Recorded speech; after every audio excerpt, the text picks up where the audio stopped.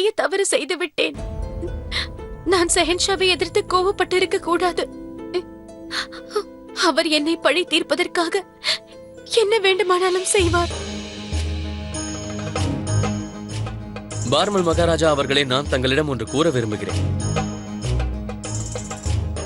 ஆனால் அது ஒரு ஷெஹன்ஷாவாக அல்ல, ஒரு மருமகனாக கூற நினைக்கிறேன். நான் இங்கு மகிழ்ச்சியாக இருப்பதாக என் பெற்றோர்கள் நினைக்கின்றார்கள். ஷெஹன்ஷா இப்பொழுது எல்லா உண்மைகளையும் கூறிவிட்டால் என்னுடைய பெற்றோர் மனம் எவ்வளவு பாடுபடும். தாங்கள் என்ன கூறுகிறீர்கள்? நான் உண்மையைத்தான் கூறுகிறேன். இத்தனை காலமாக தங்கள் மகள் தனது மனதில் மறைத்ததை தான் இப்பொழுது நான் கூறுகிறேன். தாங்கள் சமையலில் பிரச்சனை வராமல் இருந்திருந்தால் நன்றாக இருந்திருக்கும். மகாராஜாவும் மகாராணியும் ஆமீருக்கு சென்ற பிறகு இது நடந்திருக்கலாம். இப்பொழுது நான் என்ன செய்வது? என் பெற்றோரை எப்படி நான் பார்ப்பது? ஜோதா,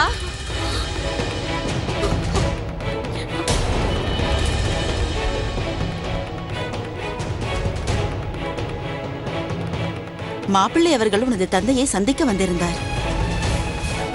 உங்கள் இருவருக்கும் இடையில் எந்த பிரச்சனையும் இல்லை என்று நீ கூறியதை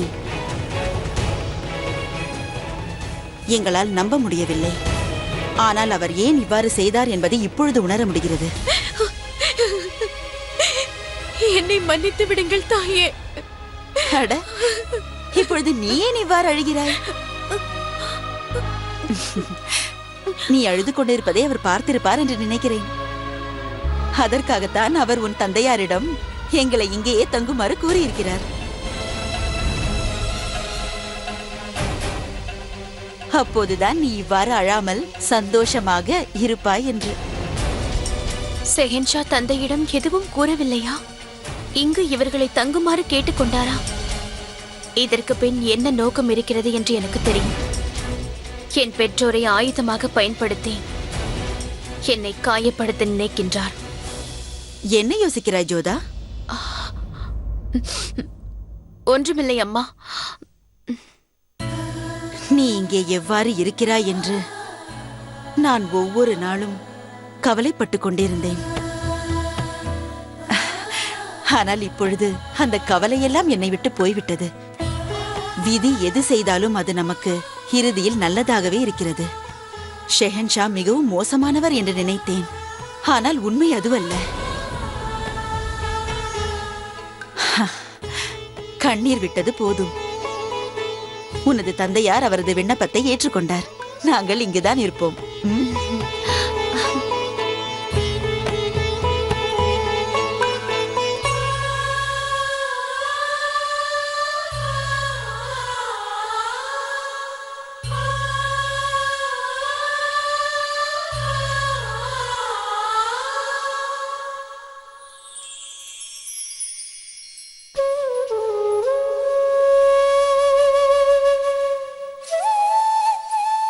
யாருக்கு இது புரியவில்லை என்றாலும் நடப்பது தங்களுக்கு புரியுமல்லவா? ஷெஹன்ஷா வேண்டுமென்றே என் பெற்றோர்களை இங்கு தங்குமாறு கேட்டுக்கொண்டிருக்கிறார். நான் பெற்றோர் மீது வைத்திருக்கும் அன்பை அவர் தனக்கு சாதகமாக பயன்படுத்திக் கொள்ள பார்க்கிறார். அனைவருக்கும் முன்பும் அவர் என்னை சிரிக்க வைத்து இறுதியில் என்னை தனியாக அழ வைக்க நினைக்கின்றார். இது அனைத்தும் தெரிந்திருந்தும் ஏன் இதை அனுமதிக்கின்றாய்?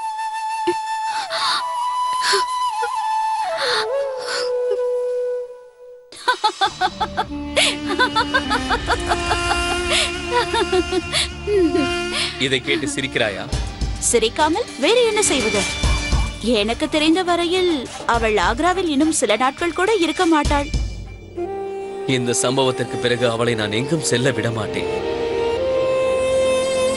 இன்னும் சில நாட்களுக்கு என்னால் உன் அறைக்கு வர முடியாது ருக்கையா. கொடுக்க வேண்டிய தண்டனையை கொடுத்துவிட்டு அந்த பிரச்சனையை தீர்த்து விடலாம் அல்லவா? ஒருவரை பழிவாங்க முடிவெடுத்தால் கொஞ்சம் கொஞ்சமாகத்தான் பழிவாங்க வேண்டும். கொஞ்சம் கொஞ்சமாக வேதனைப்படுத்துவதுதான் நான் அவளுக்கு கொடுக்கும் மிகப்பெரிய தண்டனை. அவள் விரும்பினாலும் இல்லை என்றாலும் அவள் பெற்றோர் முன்பு அவள் சிரித்தாக வேண்டும். இப்பொழுது புரிந்துவிட்டது சதுரங்க ஆட்டத்தில் ஏன் உங்களுக்கு ஆர்வம் குறைந்து விட்டதென்று. மனிதர்களோடு விளையாடும் வாய்ப்பு கிடைத்திருக்கும் போது பகடை காய்களோடு யார் விளையாடுவார்?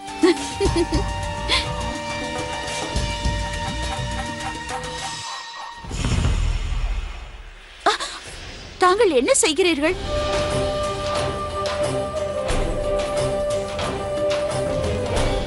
பழக்கமாக்கிக் கொள்கிறேன். பழக்கமா? ஒரு பழைய கதை இருக்கிறது ருக்கையா. ஒரு பாட்ஷாவிற்கு தனது மனைவி சிறிது சிறிதாக விஷம் கொடுத்தாள். காலப்போக்கில் அவருடைய உடம்பிற்கு அந்த விஷம் பழகிவிட்டது. இறுதியில் அந்த பாஷாவின் உடலில் எந்த விதமான விஷமாக இருந்தாலும் வேலை செய்யாமல் போனது. அதேபோல் நானும் ஜோதா என்ற விஷத்தை பழகிக் கொண்டிருக்கிறேன். மகாமங்கா கூறியது உண்மையாக இருக்குமோ என்று தோன்றுகிறது. ஜோதா தங்களிடம் இல்லாததை தான் திருட நினைக்கிறாள். அது வேறொன்றும் இல்லை ஜலால், உங்களுடைய இதயத்தை. நீ என்ன கூறுகிறாய்? உங்கள் விருப்பத்தை சம்பாதிக்க நினைக்கிறாள். தாங்களும் அவளது விருப்பம் போலவே நடந்து கொள்ள நினைக்கிறீர்கள். அருமையாக இருக்கிறது. ஒரு காலத்தில் இதே ஜலால் தான் வீர வாளால் தனது தலையெழுத்தை எழுதிக் கொள்வேன் என்றார். அனைவரும் உங்கள் மீது வைத்திருந்த நம்பிக்கையை உடைத்து விட்டீர்கள். ஜோதாவின் திறமையை ஒத்துக்கொள்ள வேண்டும். ஒரு வழியாக அவள் தங்களை தோற்கடித்து விட்டாள். ஜோதாவால் என்னை தோற்கடிக்க முடியாது. அனுமதிக்கவும் மாட்டேன்.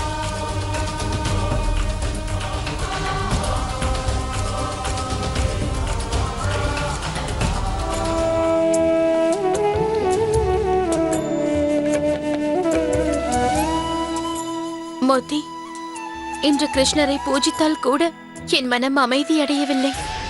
எனக்கு அதே சிந்தனையாக இருக்கின்றது. ஷெஹன்ஷா இன்னும் என்னென்ன செய்ய போகின்றாரோ? உண்மையில் அவர் மிகவும் கெட்டவர். என் பெற்றோரை கேடயமாக பயன்படுத்தி என்னை பழிவாங்க பார்க்கின்றார். ஆனால் நான் சிரித்தபடியே இதை தாங்கிக் கொள்ளத்தான் வேண்டும். அவர் என்ன வேண்டுமானாலும் பேசலாம், பழி வாங்கலாம். ஆனால் இதற்கிடையில் என் பெற்றோர்களை அழைத்து வந்து அவர் தனது கொடூர குணத்தை காட்டுகின்றார். அவருக்கு அவருடைய அகங்காரம் மற்றும் பந்தயம் மட்டுமே முக்கியம். ஒரு தாய் தந்தையின் மனதை பற்றி அவருக்கு கவலை இல்லை. மோதி, எனக்கு அந்த தட்டை எடுத்துக்கொடு.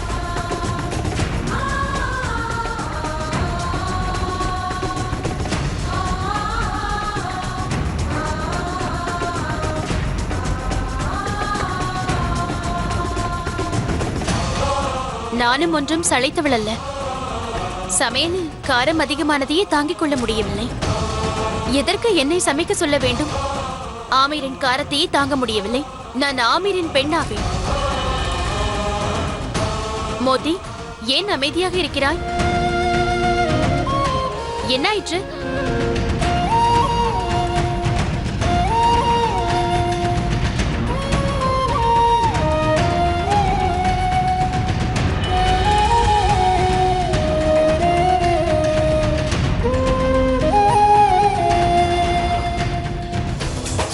தாங்களா?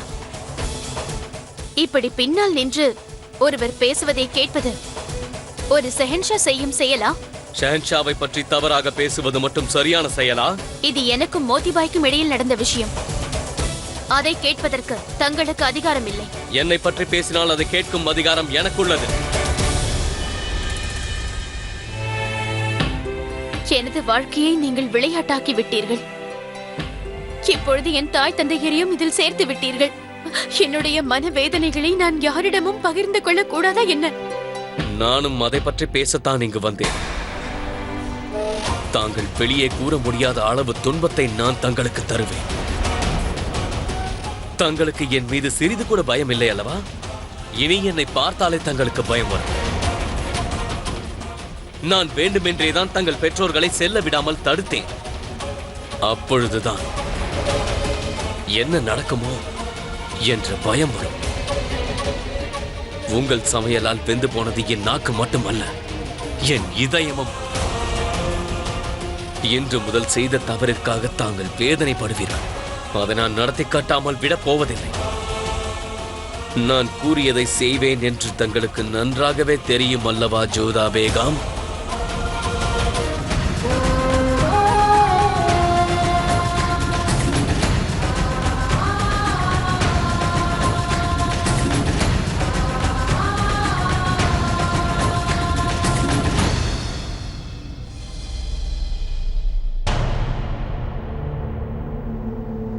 அனைவருக்கும் எச்சரிக்கை, ஜாக்கிரதையாக இருங்கள்.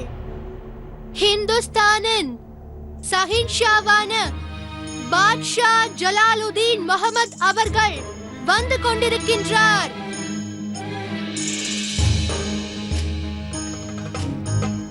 தாங்கள் அமைதியாக இருப்பதை பார்த்தால் எப்பொழுதும் போல புது பேகம் தங்கள் வாயை அடைத்து விட்டாள் என்று தோன்றுகிறது.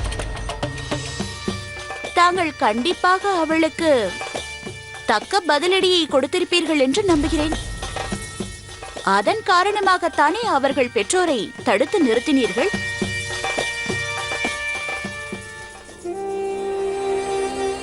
அதுதான் காரணம். அதற்காகத்தான் நான் உன்னை தேடி வருகிறேன் ருக்கையா பேகம். என்றுமே என் எண்ணத்திற்கு நீ வார்த்தையால் வடிவம் கொடுக்கிறாய் ருக்கையா. ஜலால், தங்கள் புது பேகத்திற்கு அதிக இடம் கொடுப்பதை போன்று உங்களுக்கு தோன்றவில்லையா? தங்கள் இனிமையான மாலை பொழுதை அவளுடன் பேசி வீணடித்து விட்டீர்கள். நான் நீராடிய பிறகு நாம் ஏன் சென்று சதுரங்கம் ஆடக்கூடாது? ஆமாம், விளையாட்டு என்று கூறியவுடன் எனக்கு ஒரு யோசனை தோன்றுகிறது. என்ன ஒரு திட்டம்! அது உங்கள் புது பேகத்துடன் சம்பந்தப்பட்டது. எனது விளையாட்டில் உனக்கும் ஆர்வம் அதிகமானது போல் தோன்றுகிறது. ஏன் கூடாது? நான் விளையாடி வெகு நாட்கள் ஆகிவிட்டது ஜலால். தங்களுடைய புது பொம்மையுடன் விளையாட எனக்கும் உரிமை இருக்கிறது. நீ என்ன யோசிக்கிறாய்? விளையாடத்தான் போகிறேன். நாளை ஜோதாவுடன், அவளுடன் சதுரங்கம் விளையாடலாம் என்று நான் முடிவெடுத்திருக்கிறேன். அதுவும் அனைவருக்கும் முன்பாக. அல்லாஹ், வெற்றி பெறப் போவது நீ, தோற்கப் போவது அவள். அதுவும் அனைவருக்கும் முன்பாக. அவள் ஆணவத்தையும் மகம்பாவத்தையும் மண்ணோடு மண்ணாக்கிவிட. நான் செய்யும் இந்த வேலைக்காக தாங்கள் எனக்கு ஒரு பரிசு கொடுக்க வேண்டும். அது என்னவென்றால், எனது சந்தோஷத்தை இரட்டிப்பாக்க வேண்டும். கூறுங்கள், உங்களால் முடியுமா? உனக்கில்லாத உரிமையா? என்னிடம் கேட்க தேவையில்லை. என்ன வேண்டுமோ கூறு. தாங்கள் வாக்கு தர வேண்டும்.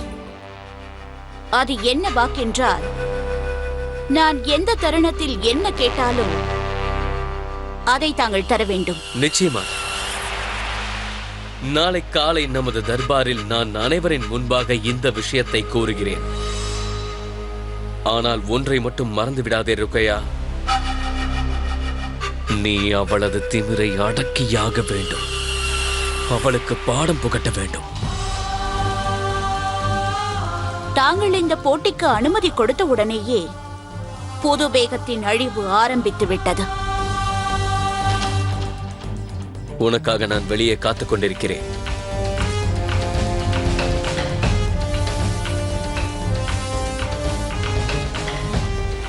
ஏன் மன்னிப்பு கேட்கவில்லை என்றால், நான் தவறு செய்யவில்லை. தாங்கள் தான் கவனமாக பார்த்து செல்லவில்லை. கீழே கிடக்கும் நகையை எடுத்து கொடுத்ததற்காக என்னை தாசி என்று நினைத்தால் அது உங்களுடைய தவறு. நான் எதுவும் செய்ய முடியாது.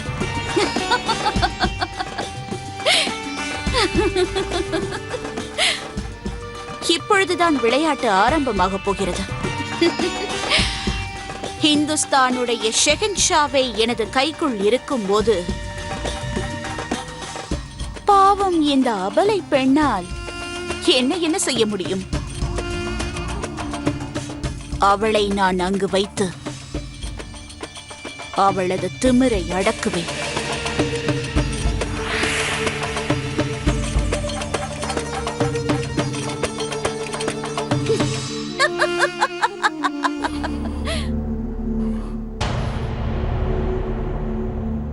அந்த அழகை என்னால் மறக்க முடியவில்லை.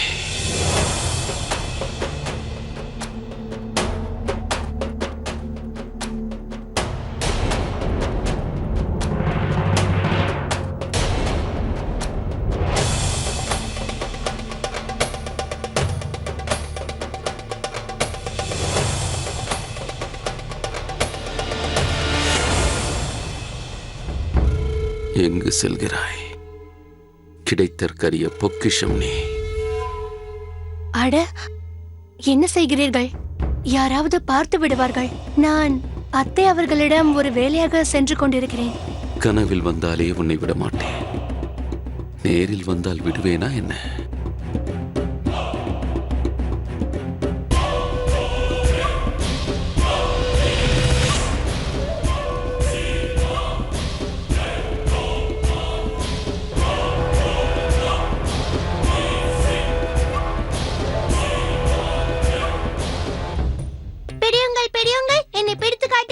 முடிந்தால் என்னை பிடியுங்கள். என்னால் ஓட முடியவில்லை. நில். என்னை பிடியுங்கள்.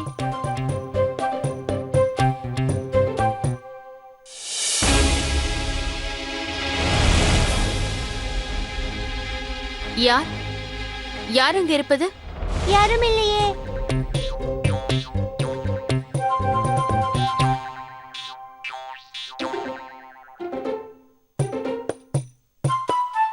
யாரும் இல்லை என்று கூறியவரின் பெயர் என்ன? அப்துல் ரஹீம் கானே கானா மஹல்யா சுல்தானா.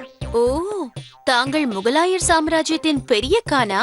இப்பொழுதுதான் தாங்கள் இங்கு யாரும் இல்லை என்று கூறினீர்கள். ரஹீம், எங்கிருக்கிறாய்? ரஹீம். அம்மா.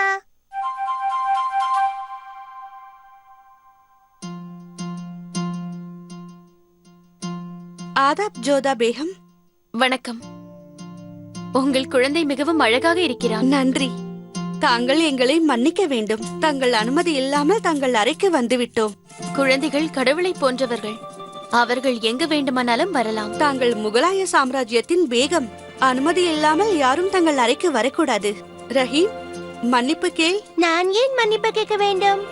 இவர் பேகம் என்றால் நான் சகின்ஷாவின் மகன் அல்லவா?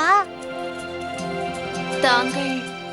ஆமாம், நான் ரஹீமின் தாயார், ஷெஹன்ஷாவின் பேகம் சலீமா சுல்தான்.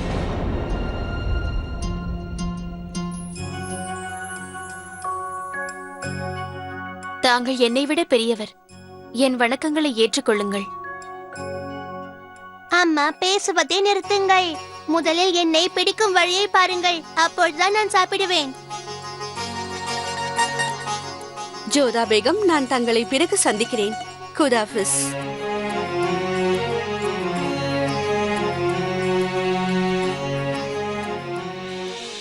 வேண்டாம், விட்டு விடுங்கள், விட்டு விடுங்கள், வேண்டாம். இழுத்து வாருங்கள். எங்களை விட்டு விட்டு விடுங்கள்.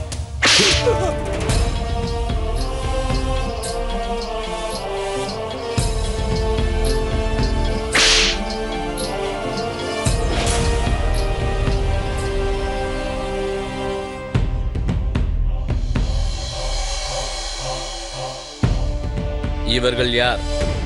தங்களை நாடோடிகள் என்று கூறுகின்றனர். ஆனால் இவர்கள் செய்கை தேச துரோகிகள் போல் உள்ளது. இவர்களை அவ்வாறு கூறுவதற்கு ஆதாரம் உள்ளதா? இதை பாருங்கள்.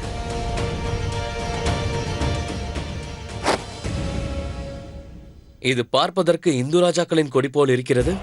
ஒருவேளை நாடோடிகளாக இருந்தால் இதை வைத்துக் கொண்டு சுற்ற மாட்டார்கள்.